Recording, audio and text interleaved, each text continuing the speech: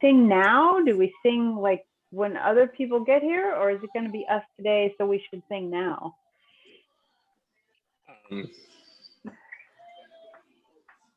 I don't mind. I just started recording, so it'll be the first happy birthday no. at D&D.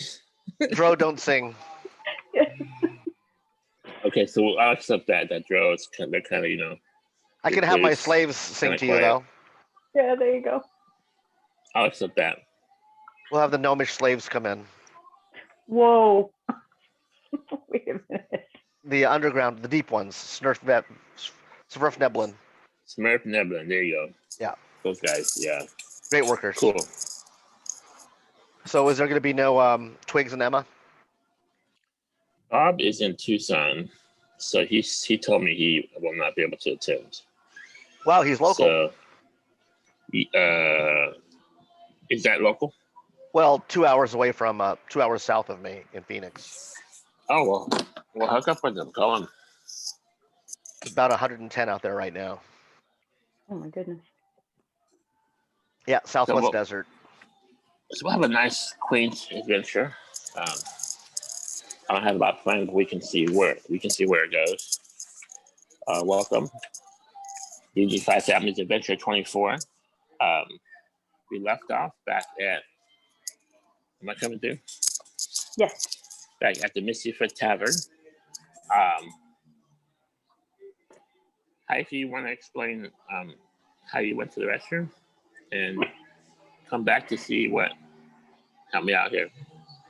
Sure. I got something in my eye, I guess. My eye was watering, and I felt like I needed to, take care of it. There's no mirror, but there's some pot hung up on the wall in the ladies' room there, and I heard a lot of commotion, but I knew it wasn't going to be any help if I came out with this piece of hay or whatever it was still stuck in my eye. So I trusted everybody to handle things and worked as quickly as I could to get back out, and have now revealed myself at the doorway of the ladies' room, and am now seeing the carnage that has ensued. There's a huge stone giant on the ground just inside the doorway. Ray is buried under a huge piece of was it a beam or was it a piece of rock? Actually, a dead stone giant. Oh, she's under the giant. Okay. Yeah. All right, that makes sense. She took 8 points of bludgeoning crushing damage. Yes. And there are these sweaty, stinky things that the rest of the party is currently fighting. So if they're sweaty and stinky, they must be evil. So they must be attacked. I think that's the understanding. Fair enough. So the first thing I'm going to do is suggest that Ray teleport, not away, but out from under the giant. Did she take a lot of damage? I know she took some. I think it was fairly minimal, though. 8 damage. Okay. And her Ray's con went up, even though she's a unicorn. We're going to give her the NPC bonus to her stats. So she got 5 more hit points. So she went to 38 hit points. And she's a young unicorn. And she took 8 damage, so she's down to 30. And I have here Matilda is down to 26. And al-kad took only 5. No, al-kad didn't take it down. Twigs is down here. Tyrion, I have you down to 20 hit points. You took 14 damage? Do you remember, Tyrion? Took 14 damage? I took 13, I thought. Well, a -1 for shrapnel, and then a minus another 13, so I should be at 20 hit points. Yes, you are. Okay. You are. So you might be wanting some healing. That's a possibility. But as Hyphe comes back from the restroom, go ahead and make a so seeing these monsters in the act of dripping and oozing and attacking the party like they are, you get some kind of history. I'll give you either a history or What's better? Insight. What skills do you have that you can find out who these guys are? With my Dro, I'll give you guys both a chance to make a. Perception for me is good. wouldn't that be lore? Yes, it'd be more lore. So perception, no. Is there another skill you can use? I think lore goes under wisdom, I thought, wasn't it? Or was that under intel? Oh, lore's under intel.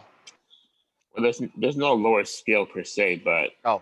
How about if you made what do you want to do, intel or wisdom better? I'd prefer to do intel. I have a 14. For me. So intel could be history check, Okay. or arcana check. Those two are Okay, here we go, rolling. the skills. And we rolled a natural 1. And I have an 8 and go ahead. Add your intelligence modifier. +2, 3. Not much better, huh? I know nothing. Roll the natural 1. Well, actually, you do. This is going to be false information.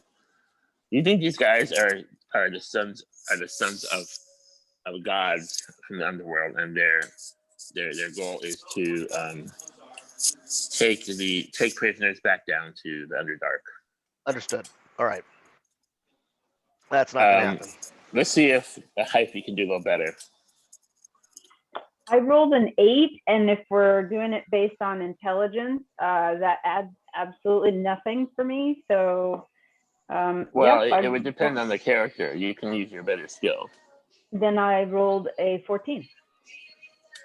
I mean, I have 14 total. Okay, you remember in your training, your druidic training, you were told to avoid these creatures. They're called Banderhobs. Banderhob is a hybrid of shadow and flesh through dark magic. These components take on an enormous and vile humanoid shape, resembling a bipedal toad. In this form, the Banderhob temporarily serves its creator as a thug, a thief, or a kidnapper. So they're summoned. They are agents of evil. During this brief existence, a Banderhob attempts to carry out the bidding of one who birthed it. It accomplishes its mission with no concern for the harm it suffers or creates. Its only desire is to serve and succeed. The Banderhob that is assigned to track down and target. It's particularly dangerous when it is provided with a lock of hair or a personal belonging or other object connected to the target. Possession of such an item allows it to sense the creature's location from as far as a mile away. A Banderhop fulfills its duties until its existence ends. When it expires, it usually over several days after its birth will leave behind only a tarry goo and wisps of shadow. Legends tell of the Dark Tower in the Shadowfell, where the shadows sometimes reform and Banderhobs roam. And do we know what kind of an entity would have created this to do its bidding? Seeing that you're in town, that's probably a wizard. Like the one that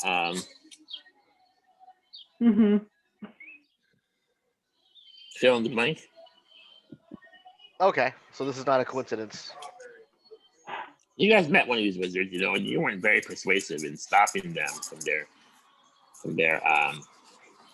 what they wanted to do, right? It didn't seem open to much persuasion.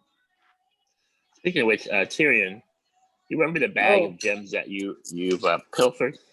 Yes, successfully. Would you have been peeking in those bags? Say that one more time. Would you have been peeking in those bags? Have I had a chance to yet?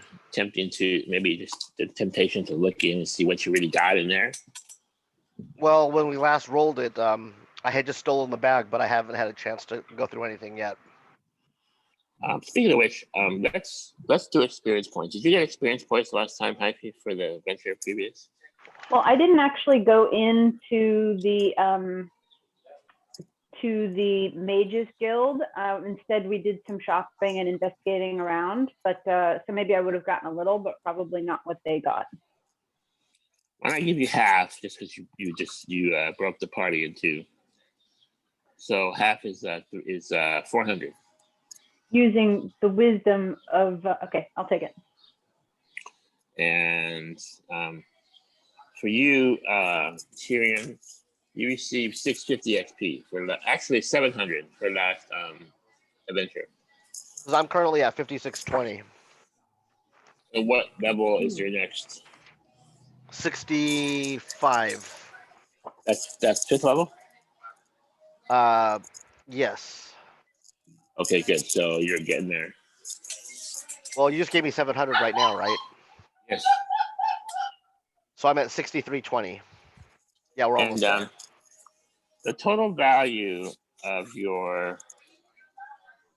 the gems that you so what happened was you've gotten you stole al-kad's deposit to become a wizard for his guild entry fee. Okay. And it's not up to him. He paid the money gladly to get in the guild, the wizard's guild, but you pilfered the bag afterwards when no one was looking. Right. With your thief skills. So it's going to be around 3,000 value of gold and gems and some platinum pieces. But what I'm going to do, because al-kad is not a perfect man, he's not he doesn't check his work. So there's a few gems in there that maybe have more value. You can roll for him. You want to do that? Sure. Okay, so grab a couple D10s and we're going to roll a couple gems. 2 D10s? Yeah, just roll 1 D10 right now. We're gonna say that the value of the bag is Okay, 1 D10. Is 2,000 in gems and gold. Double so zero. 2,000. What? I rolled a double zero. It was only a 1 D10, so that's a diamond, a 10. Okay, so write on your character 2,000 gold and small gems, right? And then we're gonna roll 2 more. Okay, so the first one's a 10, and that's a diamond. Roll another D10. Not yet. Okay. You found a diamond just looking into the light that was from the Misty Foot tavern.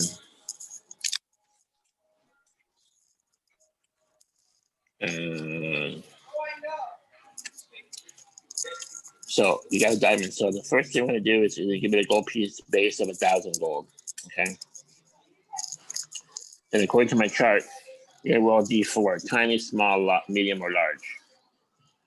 1 being tiny, 4 being large. Okay. Base gold pieces is 1,000 so far. So I'm rolling a D4. Yeah. And I got a 1. So it's a tiny diamond, so the value is only half, so it's at 500. It's Okay. not bad. 500 gold diamond. Now we're gonna roll the type of cut. The type of cut is multiplied by a D12. So this is gonna be important. So it's 500 times D12. Go ahead. Okay. And I rolled a 7. Not bad. So times 7, it's a 3,500 value diamond. Okay. Now there's gonna be a chance that there's some additional properties. And this time we roll percentage dice. If you roll 0 to 20, it has additional property. 21 to 100 is just regular diamond. Where'd my other D10 go? You're looking for a 0, a 1, or a 20. 1 to 20. That's special properties. I rolled an 80 and a 0. 80. Okay, so basically it's a standard diamond and 3,500 gold. Okay, and we'll do one more, right? We'll do one more. Okay. Start with the D10 again. Go ahead. Rolled a 10. Again. That was my first 10. You rolled a 10. You rolled a 10 for the first diamond. Double 0, the first one. Right, but it was really just a D10 roll, so it became a 10 diamond. Oh, okay. Because I'm rolling the big D10, I guess, the one that goes 10, 20, 30, 40, 50, 60.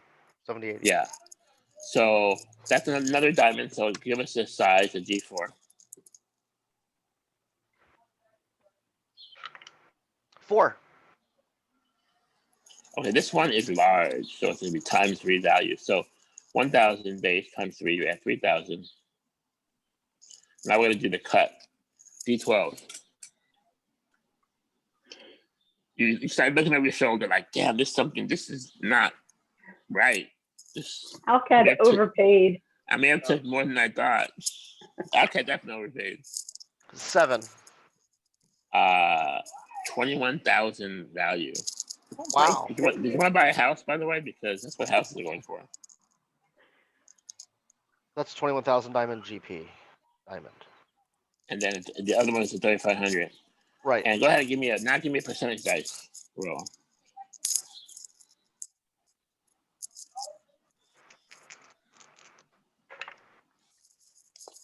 $87. Okay. No properties, but it's a nice one. So now, how you feel now that you've seen what you really have? By the way, none of these translate to XPs, right? They did that in the first edition. I think we'll just keep it. We'll keep it like you get like a general XP for being a good thief or a rogue or winning the adventure, but not like exactly the gold piece value. Because then that was done away with. Okay, understood. That makes sense. I mean, yeah, you shouldn't. A whole bunch of GP shouldn't make you a better fighter necessarily or a better character. It'll convince us neutral goods to start stealing things. Yes, it would. It makes it too dependent on treasure, Right. Okay, so my current XP 6320 though still. Yeah. Okay. The whole first edition is based on, I think, beating big monsters and taking their treasure and gaining levels, which was fun. But now, we're doing social encounters, we're doing lore, we're just having a good time. Okay, we're making a story, I think, building a story. Okay, so I got here 2,000 plus 3,500 and then plus 21,000, 24, 5, 26,500 in that bag. That bag is all of a sudden, it's changed in your mind and value. You're like, whoa. Well, yeah. I'm kind of speechless. I don't know what to do with it yet. And you remember the drow that you met in the tight leather armor.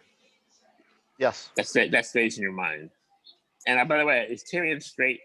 It's a straight character. Yes. So you had a dream, like an erotic dream that night of this wonderful, beautiful person you've met, not knowing who she is, but that's peculiar because he doesn't have those kinds of dreams, so I have to assume that's some kind of an enchantment. Maybe, yes. That's the first thing I'm feeling right now. So Tyrion doesn't dream? He does, but he doesn't dream of things like that. Ever. Does he dream of like Umber Hulks and like chains and stuff like that? Ogres? I think it's a recurring dream of trying to escape family members trying to kill him. Oh, and you did this. Maybe this is a side effect from having escaped. You now are free to dream about, other things. Cool stuff. Good for you. Yeah. Yeah, but dreams are, based on my subconscious history and memory. So since I haven't had that kind of experience before, I don't have dreams that would be based on something I wouldn't know. Nonetheless, you wake up with a smile on your face. Okay. And at least in your dream, if not in reality, she smiled back at you. Okay, that's cause for concern.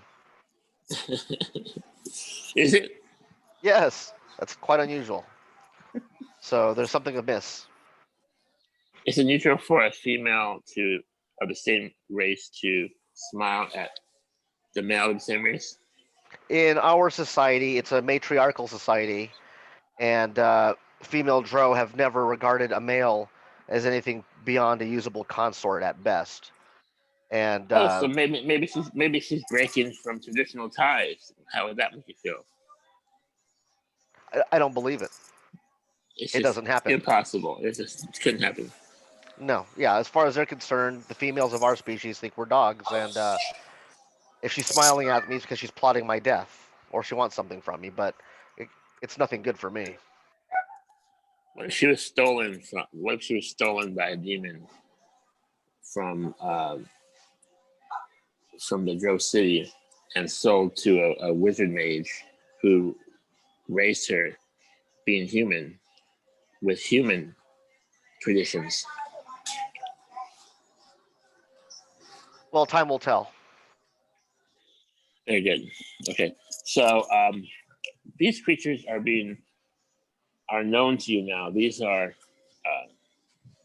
descendants of summoned shadow and trickery and evil wizardry. And they're on the party, and they're looking for somebody. Not sure who yet. So the druid Hyphe comes back from the bathroom and sees this battle going on, and this giant's there laying on the floor. This stone giant who was overcome by the party, laying on top of a blanket. Who under that is the unicorn. And then we're gonna say definitely Matilda's there, and I'll say there's Tyrion's there, and Hyphe, and Ray. And the other characters must have backed out. Nobody else is on the ground though. Everybody else is up and doing all right hit point wise, or does anybody else look badly hurt?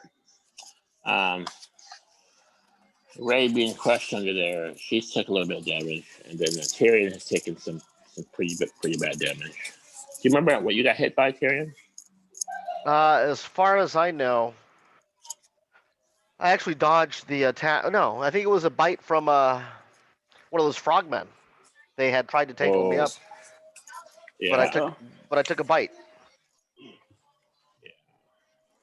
One point was from shrapnel, and then I think the 13 points was from an actual bite from one of the frog guys. Although he did not successfully entangle me and get me in his mouth. Ooh. And do they look like they've taken any damage at all? They did take some damage. I have yeah, they should one have. Of them. There's two of one them. of them that took 17, 16, and 7. Just so Tyrion remembers that. And the other one is perfectly fine. Okay. And I think we're okay because we have al-kad here. And he has his spells ready. I'm ready too, I'm gonna put Hyphe at 1 for this event. I put Hyphe at 1.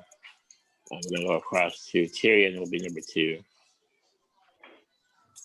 al-kad will be number 3. Matilda will be number 4, and Ray will be number 5. I'm sorry, Gwen. Go ahead. You were saying. Oh, the first thing, I mean, seeing nobody else on the ground, I would immediately try to connect with Ray and ask her to teleport out of there, but stay close, but out of sight. I don't know what the heck these things are, and they're gross. But I don't know how badly she's hurt. So I'm trying to connect with her telepathically, hopefully as a bonus action. Are you okay? Can you get out of where you are and take the blanket with you? She does telepathically, because unicorns communicate telepathically. She does telepathically respond, and she goes, "I'm fine. I'm just here hiding. Do you need my help?" If you're hiding and you're fine, stay where you are, please. No, yeah, sure, okay. So why don't we roll initiative? What I'm going to say is that there's 2 of these frogmen, just gleaming yellow eyes, dripping with ooze, are all over the party, attacking and actually trying to eat some people. Awesome. Is that the way they kidnap? Like a gillet down here and a nice big tummy that you feel they can probably swallow about two medium-sized or smaller people at once.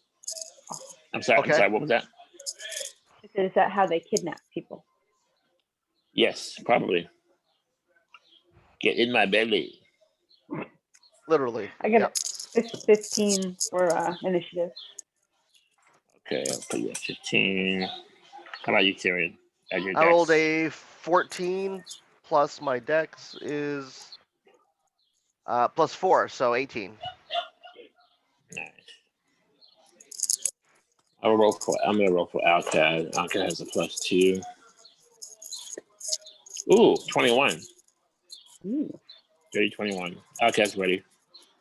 Al-kad's like, It's gonna set the Hyphe. place on fire. Hyphe, like, where were you? I leave you guys for 3 minutes. 3 minutes. And al-kad goes, it's weird that right when you left, we started getting problems. I'm starting to wonder about you. Oh, you keep wondering. I've been wondering about you for a long time. Let's get these guys. I can't actually put it together, but I'm keeping my eye on you. Mm-hmm. Then we're even. All right. Somebody, why don't you roll for Matilda? She got an 8, but I don't know what her dex is. I'm gonna go with a 14 dex, so that's a 10. Okay, so great. I'll And have her then- character sheet. I don't have her character sheet. We should probably have that posted in Discord so we can all get to it. It may actually be there. Matilda's a alchemist artificer, and she throws rocks with the rock cantrip +6 to hit, +3 damage with her dex. Okay, let me roll for the creatures.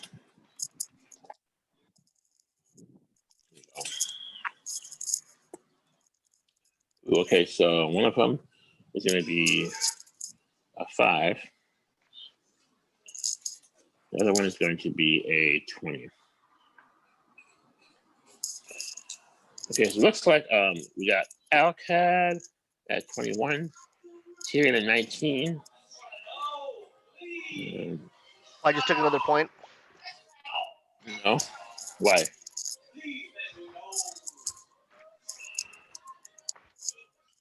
al-kad's going to start off with a Melt's acid arrow. Back, beast.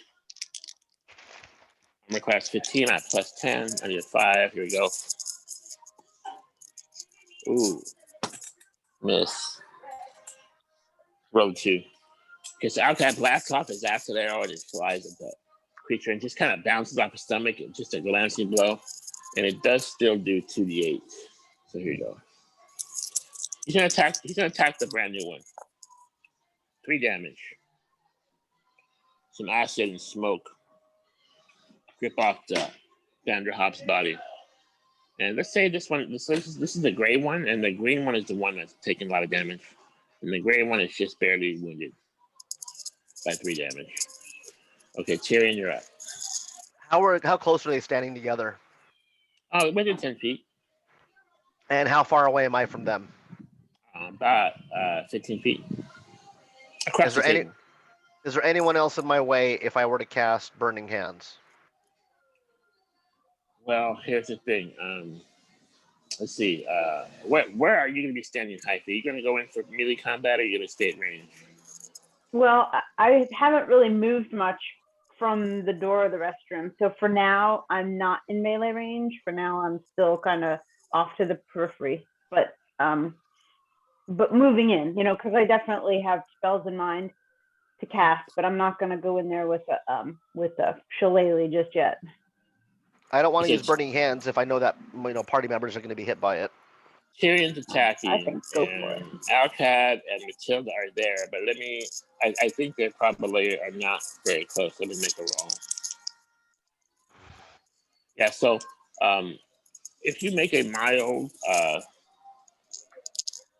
perception check successful, you can arc your burning hands for the 15-foot cone does not hit anybody. Let's say there's just a small chance that al-kad or Matilda get hit, but you'll know right now. Just roll a d20. You should just roll over a 5, and I'll give you your intelligence. 12. Okay, so yeah, you can make the cone of burning hands to hit the 2 big guys, and not anybody else.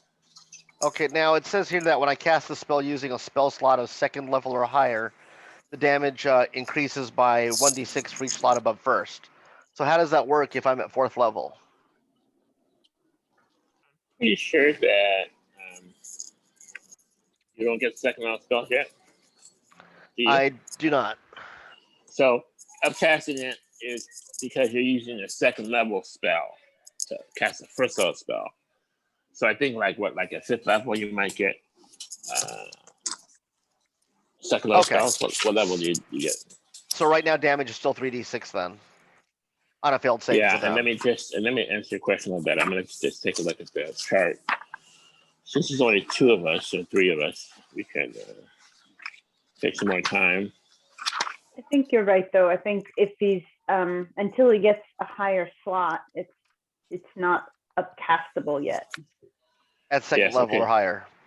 Yeah, so at 7th level, you get a 2nd level spell, 2 actually. And at that point, you can cast your Burning Hands as a 2nd level spell if you burn a 2nd level slot. Gotcha. 7th All level. right. And then at 13th level, you're going to get 3rd level spells. But not till much later. Not too far away. Thanks for clarifying. And I get an dexterity saving throw. Why don't you explain how you cast your spell a little bit of detail? And then roll the dice and tell me damage.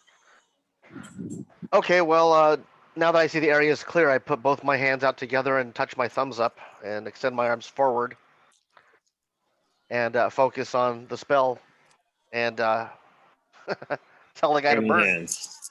Yes. Burn. Give me damage. 3d6. So yeah, it's verbal and somatic component. So putting my hands forward, I just scream burn. Straightforward. Hopefully they'll listen. We have a 1, 2, and a 4. 7. Well, this is your first burning hands, right? So you're still getting it down. Big cone of flame appears over the table, and it kind of putters out a little bit, just a little bit. You're getting it. You're not 100%, but it's there. Right. It's there. Now, 7 damage. I get to make a save for 3. Do you know your DC? Your spell DC? How do I know that? Starts with 8. Out? Starts with 8. You add your perception. You add your proficiency, and then you add your stat modifier, which in your case is intelligence. +2. So that's going to be +5. So DC is a 13, if I'm correct. And they get +1 for dexterity. Here we go. 1 missed and 1 made it. The big one that was barely damaged by al-kad missed, takes 7. Yeah, burned up. And the other guy did save, the one that was wounded, took 3. You round down in D&D. No, instead of up. Okay. Okay, so okay. Not yet bloodied, but getting wounded. You burned his face and his head, and he didn't seem to react too much. But you can see some of his skin kind of oozing down from the flame, kind of oozing off, like one of those wax figures at the Hollywood Museum. When you put them in the flame, they start melting down. Has to smell great. Yes, definitely smells nice. Roasted toad. Okay, I think we're at Hyphe now. Awesome. Hyphe and Tyrion were kind of thinking along the same lines, and you see her make a familiar gesture that you've seen her make many times, with her arms outstretched, her hands cupped up toward the moon that you can't see. And she says, Lavana, and she casts Moonbeam she upcasts it. So she casts it at 3rd level. So I need, at both of them, because she said they were within 10 feet of each other, 5-foot radius. I need you to make a Constitution saving throw against my radiant damage. Tyrion's jealous of this upcasting business. Tyrion, I know we'll get there. It won't be long.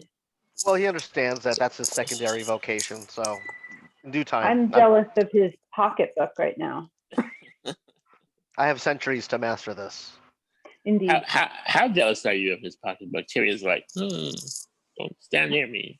No, I don't know anything about his pocketbook. I was in the bathroom. What's the area of effect on that moonbeam? I have Because a range.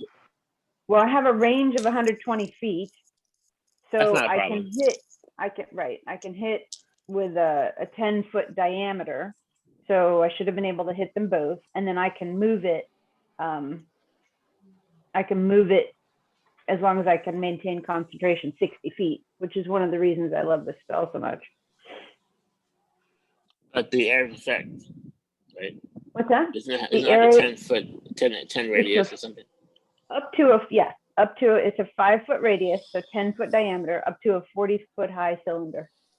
So it comes in on cylinders. Like in this case, it's coming through the hole in the roof because there's a nice moon out today, and these beams of these moonbeams come down and hit the opponents. But I'm gonna say roll d20 because if you roll a 1, you're gonna hit one of the party members, just because it's either gonna be Matilda or al-kad.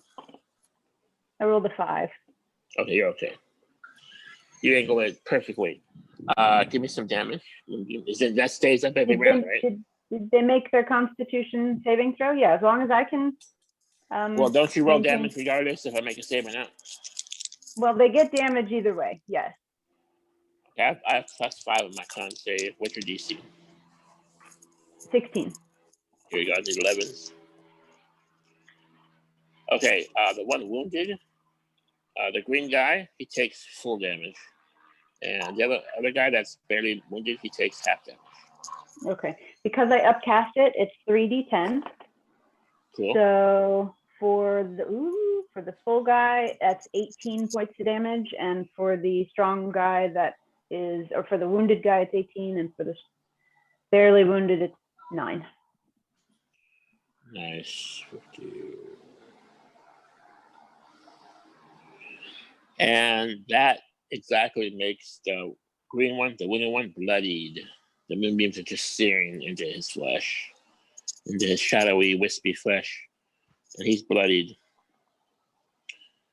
Thanks to the damage dealt last week or the week before. Good job on that. And now I think it's gonna be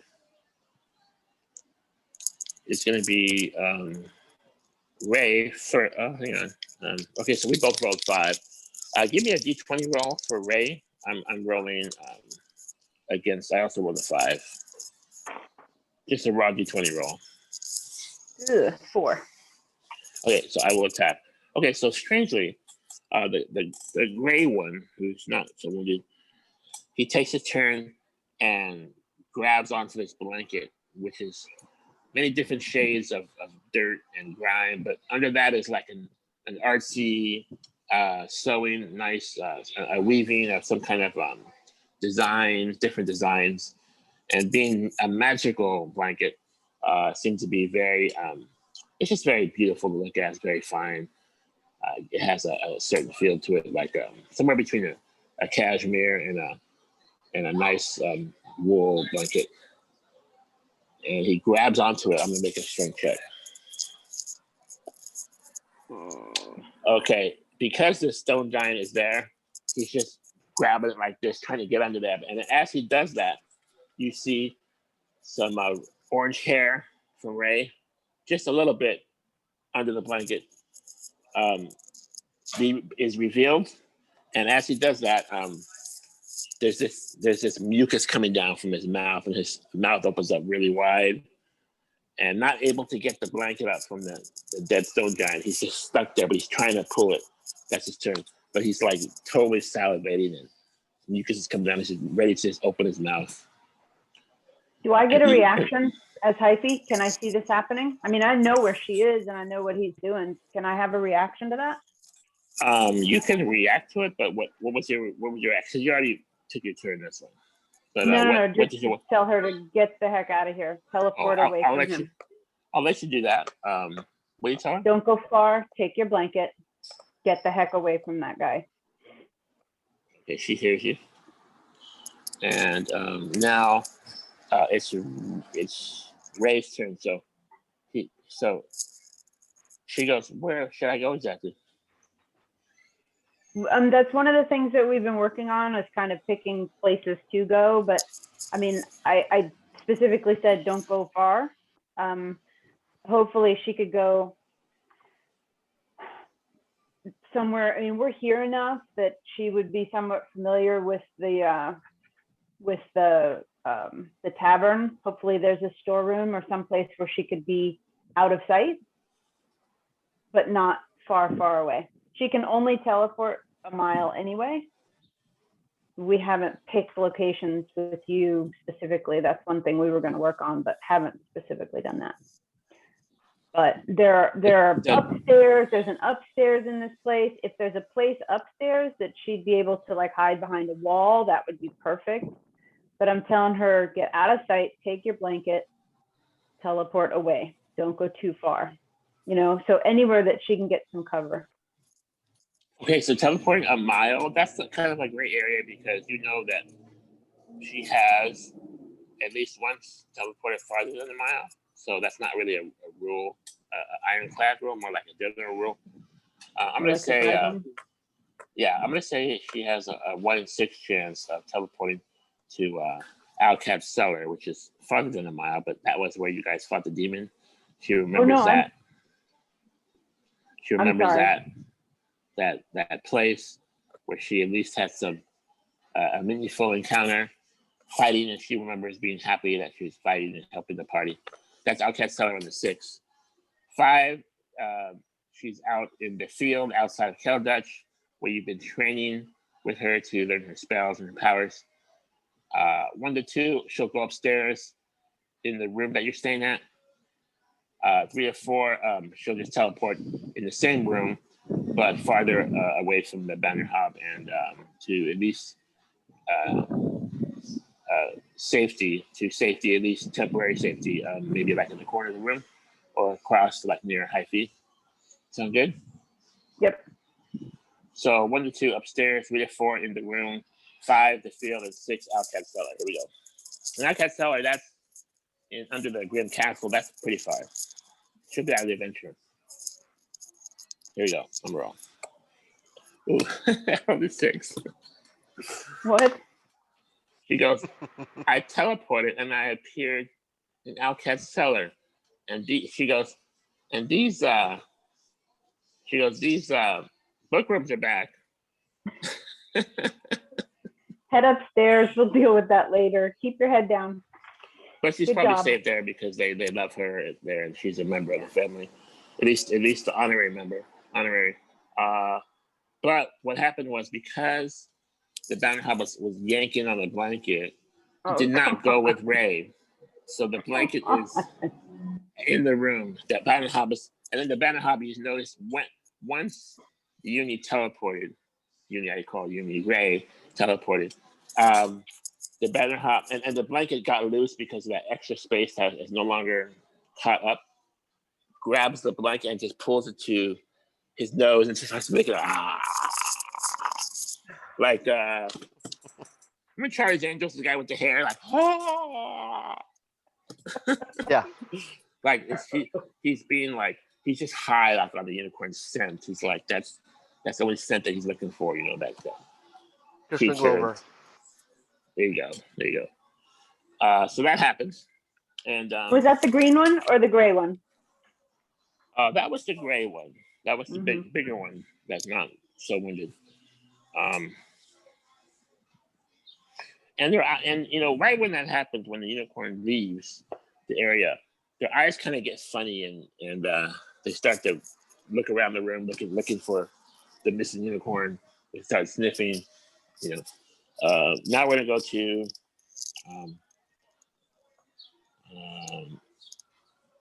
Matilda, number 4. You want to do Matilda? She can throw rock for +6/+3. You want to do that, or whatever you want? Yeah, that's good, because she doesn't want to get too close to him either. Give me an armor class 15 attack. That's 6. a 1, so she got a 7. Oy. A natural one? Plus 6 is 7? Okay, I think that rocket will go through the window. Is it a busy day? What time of day is it? A roll of a 17 or higher hits somebody walking across the street. 17 or higher hits somebody. No, 13. So it just falls. It falls in the middle of the street. Well, Calduck is a pretty busy town. People party at night. There's a town square. There's maybe some pubs open. Well, at least the Misty Foot's open, but people drink on the streets and they're merry and they sing and stuff and just parade around. But Matilda's Rock does not hit anybody for the meanwhile. Hear somebody go, "Hey!" All right, back to the top, al-kad. So, al-kad. Let's see. He's going to check his spells. Has a spell for every occasion. Just to get it right, he's going to do his famous homebrew spell, al-kad's Frozen Cube. And the Mr. say they get covered with frost and disadvantage on dex saves for 1 round. Okay, here we go. Al-kad's Frozen Cube, 2nd level. It's a 10-foot cube. I'm going to say he can get both of them in because they're close together. And does 2d6 plus his intelligence modifier twice for each die. Here we go. Al-kad's Frozen Cube. So that's 5 and 8. 5 and a 7 is 12 damage. Let's make some saving throws. It is a con save, and they're good at that. Plus 5. Okay, DC is 15, and you 10s. There you go. Okay, the big guy missed. He takes 12. That's the gray one. He's still up and going. And the one that's wounded and that's bloodied, he made a save. So he's not covered with frost, but he still takes 6 damage. So just so you know, the gray one, the big guy, he's just encased in like ice and frost, and he's visibly slowed down for 1 round. The al-kad's Frozen Cube.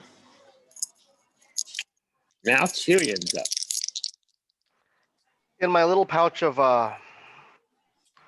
diamonds or money and jewels, do I have a small little diamonds worth about 50 GP? Correction, big pouch now. Big pouch. A big pouch. Yes, you have some smaller diamonds that are worth around 50 GP or less. Okay, I'm going to pull one of those out and throw it at the big guy. I'm going to cast Chromatic Orb. Very good. That's the spell component. Yes. The only challenge you need to overcome the armor class of a 15. You need to roll to hit. And hey, just a thought: do rogues use dexterity or intelligence to hit for spells? Well, it says make a ranged spell attack against the target. So I'm guessing I'm using my dexterity. Well, make a ranged spell attack. I'll give you dexterity. I'll give you dexterity this time. Wizards use their intelligence. I'm just saying, but I'll give you dexterity. That's fine. Okay, so you're gonna get your proficiency, which is plus 3, and you're gonna get your dexterity, which is plus 4. You get a plus 7 to hit. Does that sound about right? Yep, sounds. Proficiency for what? And armor class is 15, so you need an 8 or higher. And if you don't hit them, it's just gonna bounce off that bubbly, fatty tissues. Oh, okay. It won't transform. The component won't get consumed. What you're saying? No, the component gets consumed, but the spell doesn't directly hit. It just bounces off somewhere. Okay. So you do need to roll to hit for the chromatic orb. If you roll a 20, it's double damage. That's a good part. Natural 20. Oh my god! Awesome. Where's my camera? Does it show? So I can't show it on my camera. Oh, because my background is on. We're gonna believe you. We're going to believe you to roll natural 20 on your first chromatic orb. Congratulations.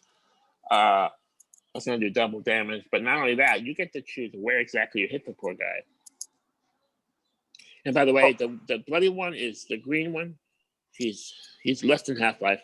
And the big one is the gray one. Which one do you hit? I want to hit the big gray one right in the face with a lightning bolt. Right in the nose, right in the mouth, Sure. eyeball. Middle of his. Yeah. Right in his nose. Okay. Give me. So chromatic orb does how much damage? It's double, by the way. It's a 3d6, I believe. Let me double check. Yeah, that sounds right. So you're gonna do that. I'm gonna give you an option. You can roll your 3d8. I'm sorry. Wow. I'm gonna give you an option. You can roll your dice, and then you can decide if you want to double it or roll again for your double damage. I'll just roll 3d8 and double it. Right, but why don't you roll first? See Okay. if you want to roll again or double it. That's your choice for a d20. That's what I do my d20s. My critical hits. Wait, say that one more time. What am I using? You're using the 3d8, right? Normally, as you would normally. But since it's a critical attack, since you rolled a 20, you can choose whether you're going to double that figure or opt to roll again and add 2 together. Understand? Yes. Okay, so you tell me. All right, well, I'm going to roll the 3d8 first. Yes.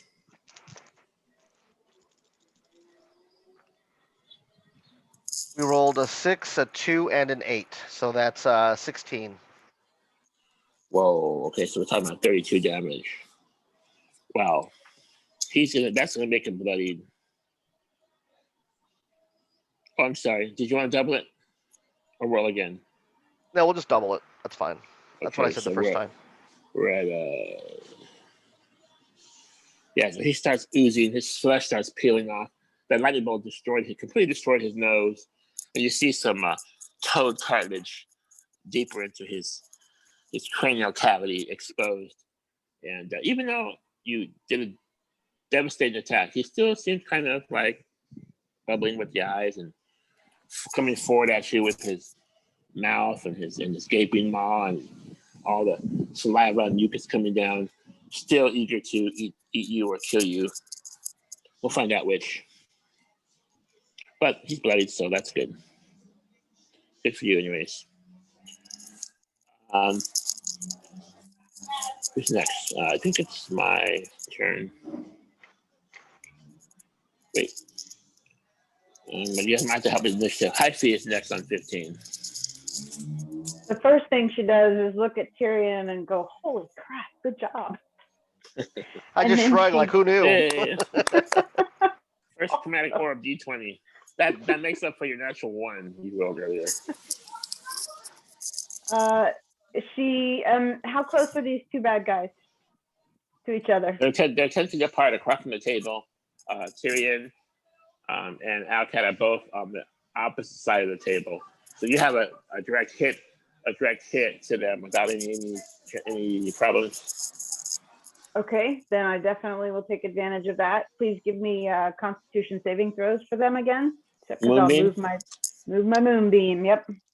Okay, here we go. +5.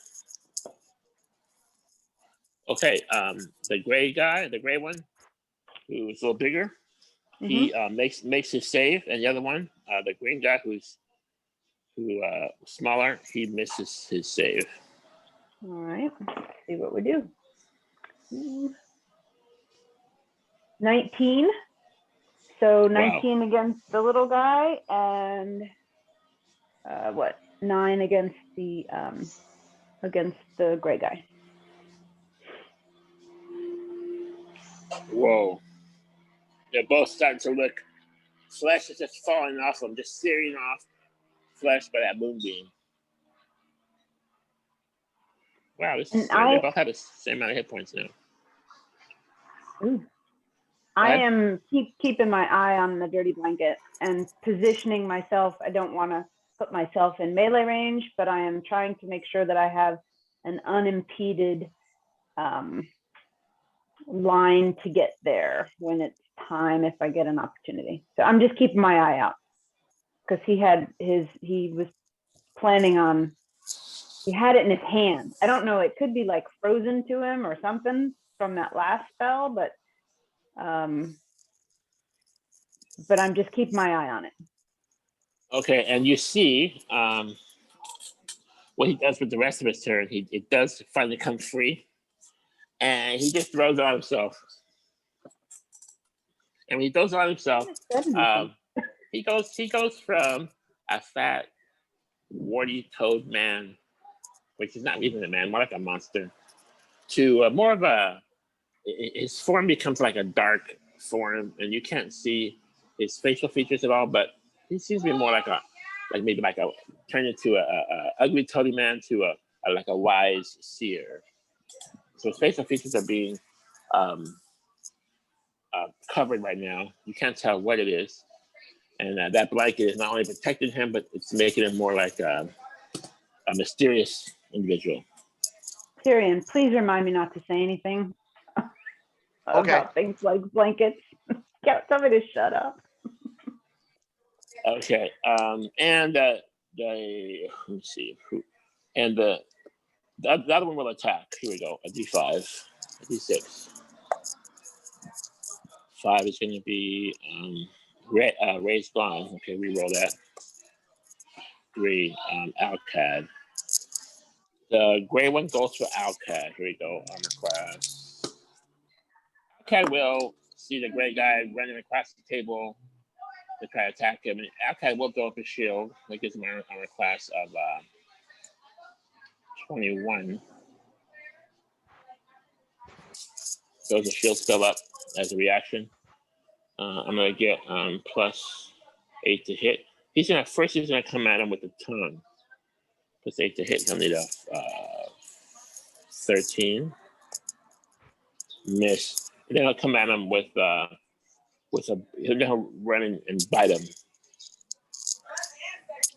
13. Okay, hit. So he does hit with the bite, and the bite's gonna do 5d6. Ooh. This is kind of a lot of damage. And it's gonna be +5. 9, 10, and 6 is 17. 22 damage. Just a big bite of al-kad's shoulder. Ouch. 22. al-kad's down to 40. Yeah, and remember you're at 20, so I'm at 19. you're at 19. Okay, 19. I can argue with you. All right, back to the top. We're gonna go first. al-kad. al-kad's gonna respond. And, I forgot to say that. You know what? Con saves, dex saves. al-kad's going to use an acid arrow because. Hang on. He's going to. Okay, so the gray one is covered with frost still, and his movements are slowed. He's on a disadvantage. He's on his dex saving throws. So al-kad's going to blow, I think, a fireball to try to end this now. And this is going to totally destroy the table, by the way. The wooden table's gone, and there's a chance that the whole place is going to catch fire. But al-kad's kind of mad. He's bleeding. He casts fireball. 66, right? 86. Oh. And if I miss their save, it might be the end because they're getting low. We're going to take a chance. You know what? What the hell? He has a 4th level spell slot. He's going to upcast it to 4th level. So it's 96. 1, 2, 3, 4, 5. Sorry, Hopperfoot. Hang on. Hopefully you got insurance this time.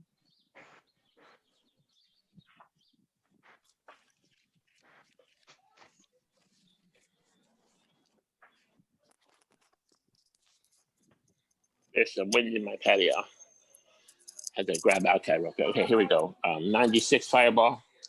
Let me roll to see. I don't get anybody I don't want to. Roll a 1. Nope. Roll a 2. Close, but 3, 4, 5, 6, and 3 more. Here we go. Rolled off. Okay. 6 times 2 is 12.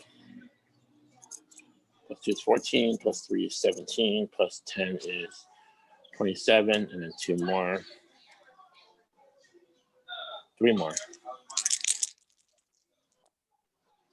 It's 11, 38, and 5 is 43. Wow. 43 damage fireball. Okay, we need some dex saves. And the frosty guy, the gray one, is disadvantage. So let me roll that one first. +1. His DC is 15, so he needs a 14 on disadvantage. And he missed. So the gray Banderhob, Toadman, the one that put the blanket on, took 43 damage of fire. He just burst into flames like a column. Just goes up to the ceiling. Lights the ceiling on fire. Lights the table on fire. And he's a smoldering ash heap at the moment. As in, he's down? Yes. And the other one, let's see. He's not disadvantaged. He has he needs a saving throw of a 14 or higher. It's +1. There you go. He made a save. So he's going to take 21. So he also bursts in flames, but he's still going. 21 damage. Even though all the flesh is peeling off his body with the flames and all the other stuff he did to it, moonbeams, he's still going. He's still fighting. He's still in the fight. All right. I think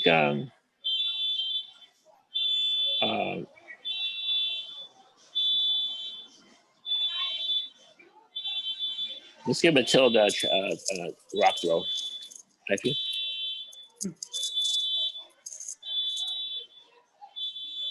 And Ray talks to you. Ray can still talk to you. She goes, "What's happening? I went to the wrong place, didn't I?" You're fine. Nope, you're fine. You're good. 9 + 6 is 15. That's a hit.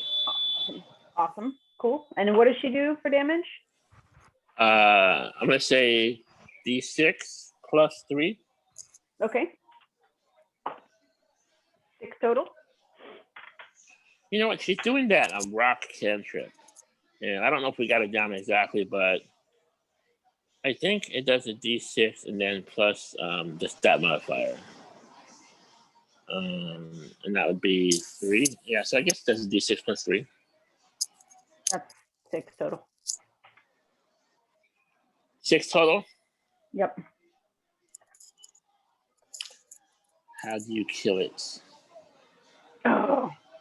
Well, she stood up on the table to get a better angle, and she threw it as it opened its mouth. She threw it, pegged it right to the back of the throat, and it choked on the rock. So it was sort of a slow kind of falling, can't breathe, and fell in a big glug to the ground. It did, and it was also on fire. And now there's 2 smoldering ash heaps. But because that blanket was magical, it seemed to be resistant to the fire. And the blanket's still there on the smoking ash heap on one of them. And the other one, the gray one, is just smoldering, smoking heap. What do you do? Well, me personally, I'm grabbing the blanket first. We've got a couple things to do. I mean, the roof's on fire. I've got something I can do about that, but I'm not sure about these things. I'm going to move my moonbeam, since I've still got it up, over them one more time to just singe the crud out of them, just to make sure. Did you say you would grab the blanket? Oh, yeah, of course. Okay, so you just singe them extra fine, and this searing, I guess, radiant damage, right? Radiant damage, yeah. Just cooking and bubbling the last of the flesh. And it's just, you know, when you cook a steak, you just let it cook and it gets dark and it turns charcoal black. That's what's happening.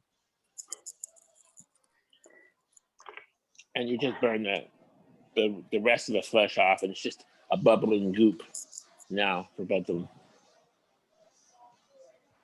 And what a smell you created! And Hobblefoot comes from behind the counter. What in the world is that smell? Woo! Do we need to worry about putting out the fire on the ceiling and the burning table?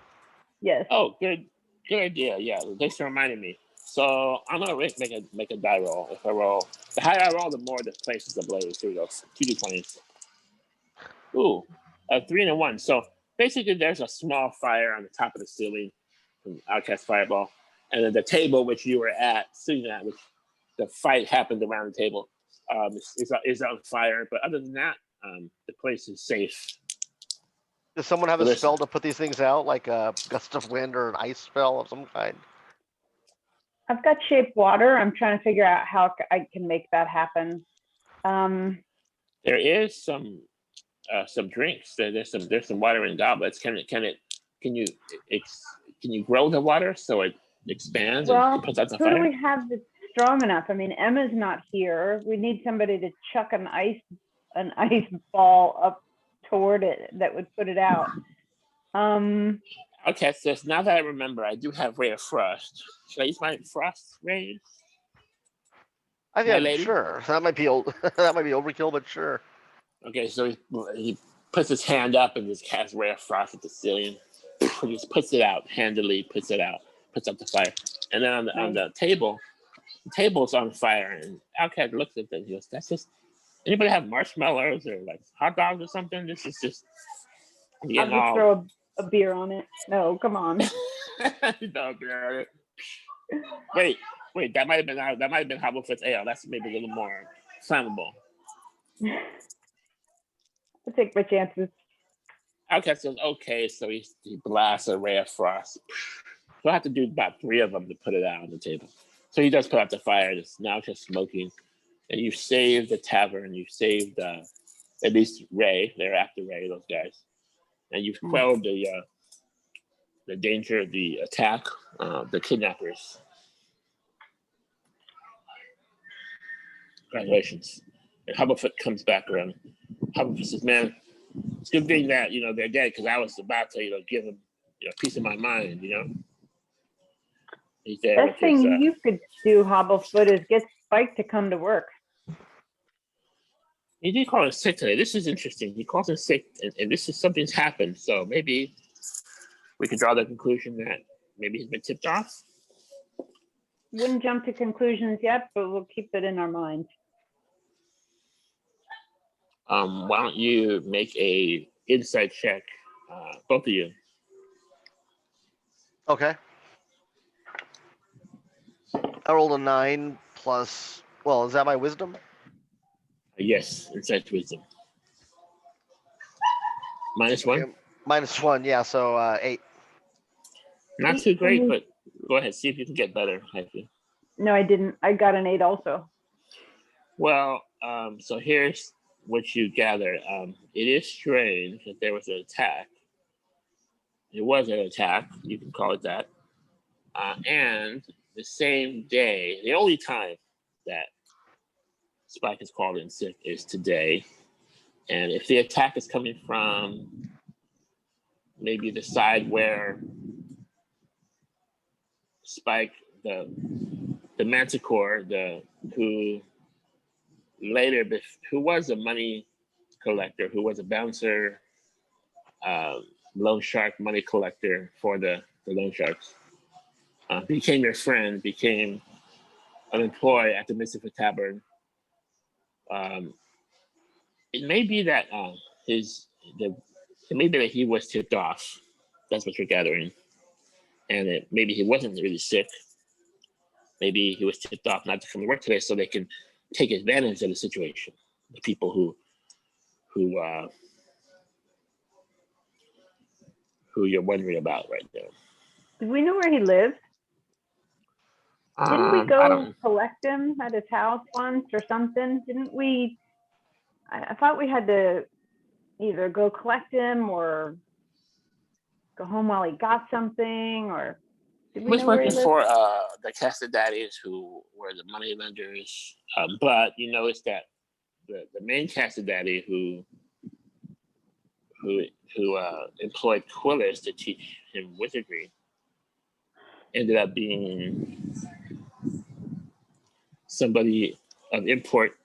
So you just have to figure it out. I don't know what you think. Well, first, before we do anything, I want to heal who needs it. I think Tyrion needs it. Good deal. I'll take some healing, my dear. It's a good thing I had a fireball prepared. Man, every time. Like, what would you guys do without me? You know, I don't know. What would we do without you? I'm not saying the moonbeams weren't powerful, but you know, the fireball, that really did it, right?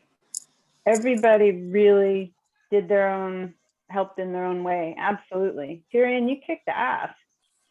And yes, al-kad, you helped a lot. It was a team effort. Yes, it was. I will cast. Okay, so let's do some healing on Tyrion and al-kad, I think. Yeah. So how bad is Tyrion? I'm at 19 hit points out of 34. Okay. So let me use the 3rd level spell I'll upcast to try to get you all of it back. Actually, I can use it. I can do 2nd level and get you all, hopefully get you all back. Let's see how I do. Are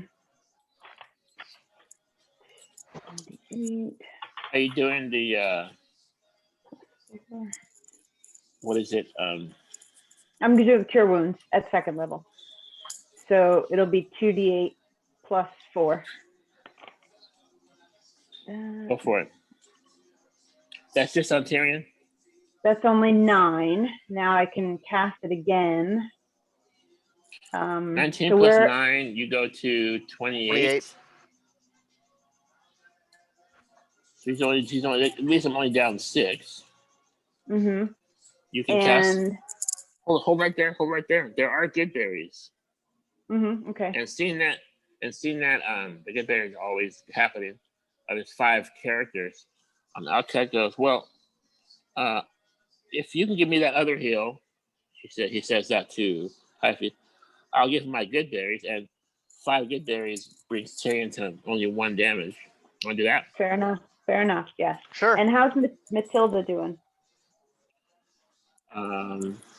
Matilda is wounded. She's down to 26 hit points. I forgot about her. Sorry. From 42. So she's down 18. 20. She's down actually 16 damage. Okay. And how Tyrion, many back does up to al-kad?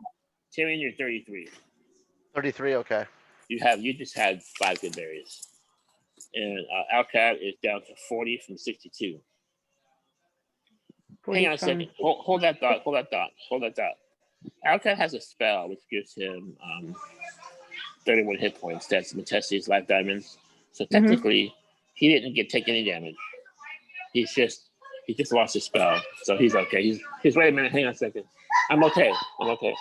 That attack to my shoulder just hit my diamonds. Wow, the arcane is at work today.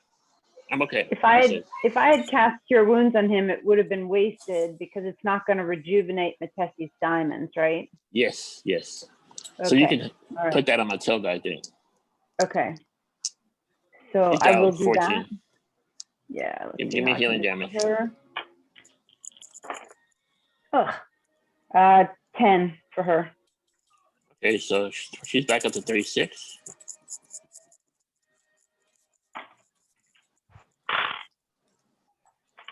All right. I'm a little low on spells, but I kind of want to know what's going on. Tyrion, what do you think? As far as? Do we need to figure out if this guy's a double crosser or what's going on? There's a few different directions we can go. What's that? There's a few different directions you can go. You can discuss about Spike, or you can discuss who cast the spell, and if there's something else you want to talk about, I'll leave it up to you. What about XPs for this last encounter? You want me to give you XP now? How much are you till? How much do you need? I'm at 6320 out of 6,500. So you're close. Yes. So let's do XP now. It's gonna be 800 for both of you. Wow, nice. And also, are you keeping any? I don't think I was giving her XP. I think I was just giving her like she'll change the level after so often. Oh, so I don't need to keep track for her. No. Okay. But I'll say that Ray's learning. You're training her, and she can get one more spell that we're working on. Which one was it gonna be? We had been working on Pass Without a Trace, but that's been for a couple weeks now. So the newest one was Entangle. Okay, so we'll give her the Pass Without Trace, and then she'll learn Entangle now, and that's gonna work on her DC. And my question was, what's her DC? Is it Charisma or Wisdom? Because that's the same though, the Entangle. We can look up the monster manual. Right. Okay. And I'm go ahead. I'm still working on learning Sylvan, so I'd love to see if I'm progressing in that. Roll a d20. DC is 15. I'll give you your wisdom. Or is it intelligence? I'll give you intelligence. I'll take wisdom. I'll give you your wisdom. DC 15. If you make it, you learn Sylvan. I'm sucking at Sylvan. I got a total of 6. You learn a few more words. You learn curse words. Those are important. Yep. You learn the curse words in Sylvan, but maybe another adventure or two, you'll have it. No problem. Okay, I'll keep working on it. Congratulations. You're at 5th level? Yes, I'm at 8120 XPs, which puts me at 5th. My next level will be at 6th level will be at 14,000. Wonderful. I got to move you to 5th. You had a question, Gwen? Go ahead. What was I looking up? I've got it in front of me. The monster manual. To see if unicorns, the DC on unicorns is Wisdom or Charisma. I'm gonna get her DC to cast her Entangle spell. So when I make a saving throw, I know what I'm gonna roll. For Ray, the unicorn. Mm-hmm. You're gonna roll a D8 for your hit points. Tyrion plus add your con modifier, which is what?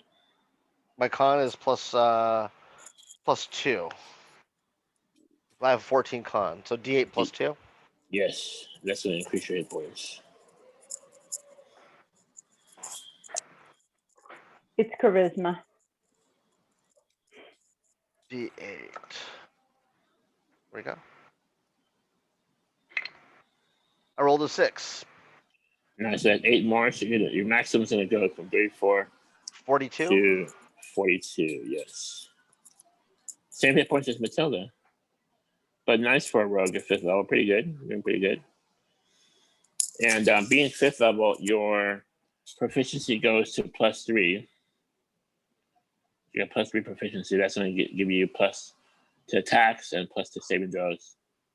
Actually, not every saving throw, just dexterity, I think. And rogues have special proficiency in 2 saving throws. One is dexterity. I mean, the other one's intelligence. I'm not sure which. Find out. Okay. And then that gives you also your to hits and also your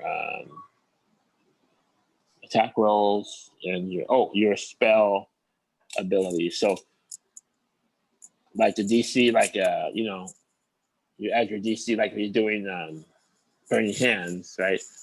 So it's +3 proficiency now. And then you're gonna add also your I don't know if it's dexterity or intelligence. We have to figure out for tricksters.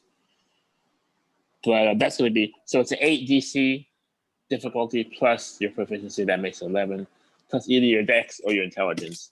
And that gets you to around 13 or 14. Do I get any stat increases this time around as well, or no?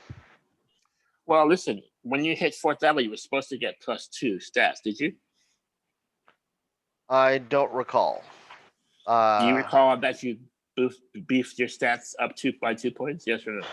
I don't recall. My current strength is 9, which was, I think, starting strength. Dexterity 19, con 14, intel 14, wisdom 8, charisma 15.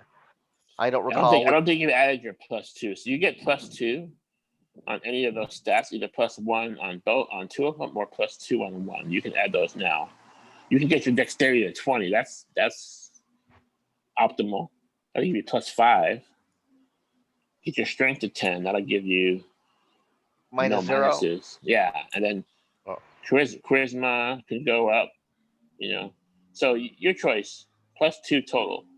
I'll take your advice. I'll do strength and dexterity. So I go from 19 and 9 to 20 and 10. Nice. 5th level rogue. Take a look at your spell. I think you get more spells. Good job with that.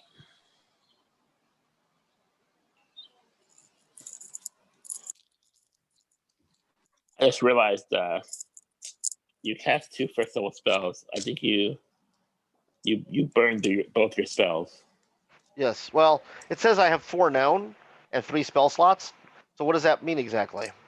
You get to choose from 4. So, So but think 3. of it like you're preparing 4, but you can only cast now before 2, now 3, right? Now 3. Well, I wasn't So 3. let's say you prepare like Find Familiar, Chromatic Orb, Burning Hands, and let's say any random first level spell. But then you can only cast, is it 2? Right. Well, it says 3. I thought 3 slots at 4th level. Is that wrong? I'll tell you right now. Let's just make sure. The road. Yeah, so, okay, yeah, at 4th, you did actually have 3 total spells. At 5th, you also have 3 total spells. Okay. So, out of the 4 spells known, you can cast 3 per day. Make sense? Right. Yes. So, you can cast, Chromatic Orb 3 times. Or if you don't need that, you can cast Find Familiar, Burning Hands, like that. Total of 3. But you can choose from 4 different spells. So it's like a spells pool, right? Gotcha. And Hyphe, were you talking about something else? It was charisma. Her spell Great. casting. So her DC is going to be 8. And did you know her charisma? Yeah, 16. So +3. +3. So that should be 11. And then at 5th level, you get +3. So her DC is 14 on an integral, which is not bad.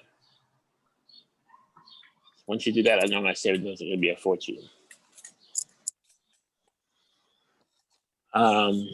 Hobblefoot, surprisingly, is really worried about Spike. He's thinking he just says it again, out loud. It's so strange. He called in sick today, and they attacked our party. It just doesn't make sense to me. Once he scratches his head, you don't just call in sick and then we get attacked. That doesn't. He's a little worried about it. I think maybe we ought to use that to our advantage. If he calls in sick again, we'll know something's probably going down. Not that he would have done a whole lot if he were here anyway, but maybe we could use that. And do we have a way?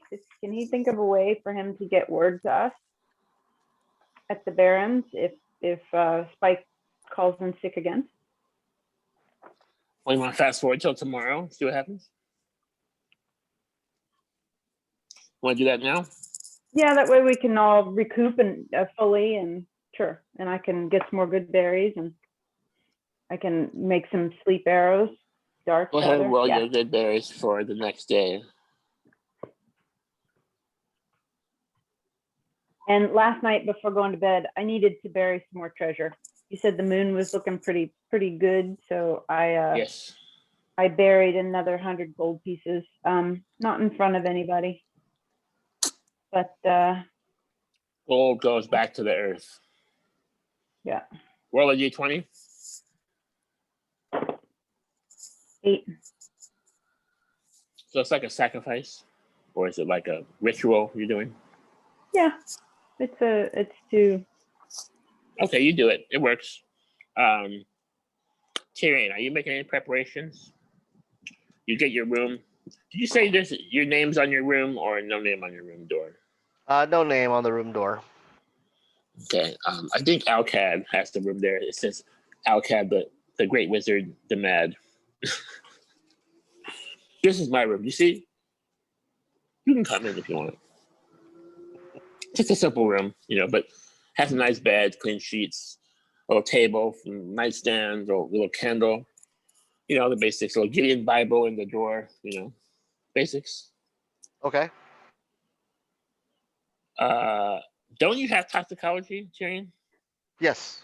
Okay, so now you're gonna start being able to coat your weapons.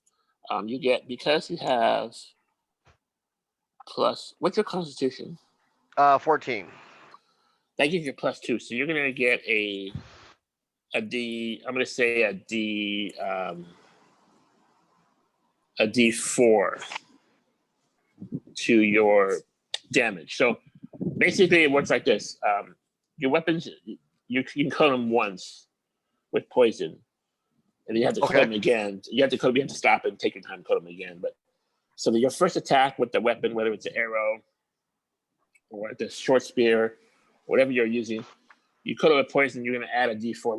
Remind me, you add a D4 poison damage because it's coded with poison because you have toxicology. Okay. Okay. And you'll just roll a D4 on top of your other sneak damage or other damage, whatever you want to get. Because of toxicology? Yes. But it's only one time until you code it again, which takes time, right? Like at least a minute or so. Okay. So Speaking of which, go per ahead. application. Yes. Okay. If a rogue trickster casts chromatic orb, does he get sneak damage on that? Hyphe, what do you think? No? If a rogue cast, I don't know enough about rogues. I'd really have to look it up.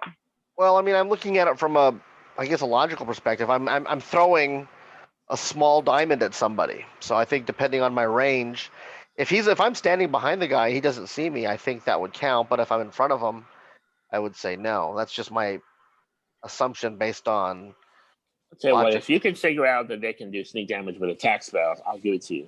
But I don't know that that's true, the rules. Maybe do some homework, please. Sure. Between next week. And you got through the XP. Add, how much was it? 800? Did I say 800? Yes. Hyphe? XP? Mm-hmm. Does that change? Does that make it change?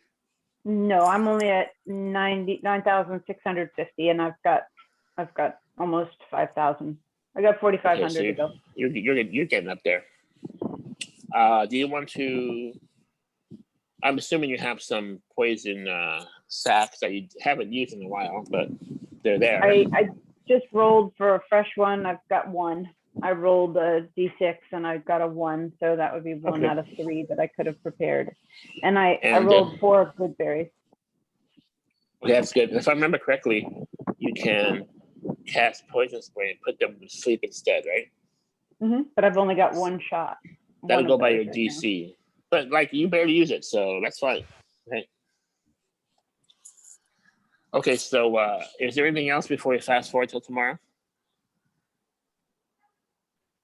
Can I just go ahead and rememorize all the same spells? Yes, you do. And you get all your hit points back. Okay, 1 hit point back, and anybody who's wounded gets the hit point back, and al-kad casts another Majestic Diamonds before you start out, so he'll have that back. Well, technically, it lasts only 3 hours, so he'll wait before he leaves to cast that. And we had a talk before we head back out. I mean, what's the deal? Now they're coming after her, throwing. It's getting harder and harder each time. They're gonna get Ray away from us. If not her, they're gonna get the blanket. So we need to figure something out. Do you guys have any ideas? I'm terrified to walk into that the den of mages. I think that's a rotten place. I know that you guys just went there. I just feel like I don't know. I feel like we're gonna need to do something. I'm not keen to do it without everybody here, but I don't know if you have any ideas. But it's only gonna get harder. They want her.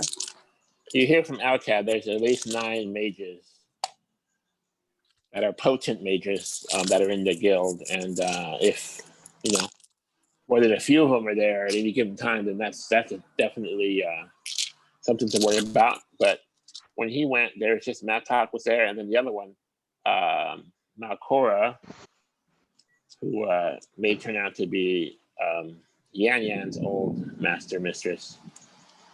So there was technically only 2 of them, plus the secretary, don't remember her name, who's technically a wizardess, but not so powerful. But yeah, I mean, depending on how many are there, that could be a problem. I want to talk to the barmaids. These new barmaids, they've been very friendly to me. And I kind of want to ask them if they've noticed anything. They seem to be pretty sharp. Do the mages come in here ever? Have she heard any talk about them looking for a unicorn? One of the barmen says no, but I'll tell you what. One of these wizardesses is very rude. She ordered a steak. Then when she came in late to pick it up, she told us that it was cold, and she blasted Hobblefoot with a ray of frost. Can you do that? And yelled at him for the steak being cold, and she was the one who was late. Her name was Malcora. Green.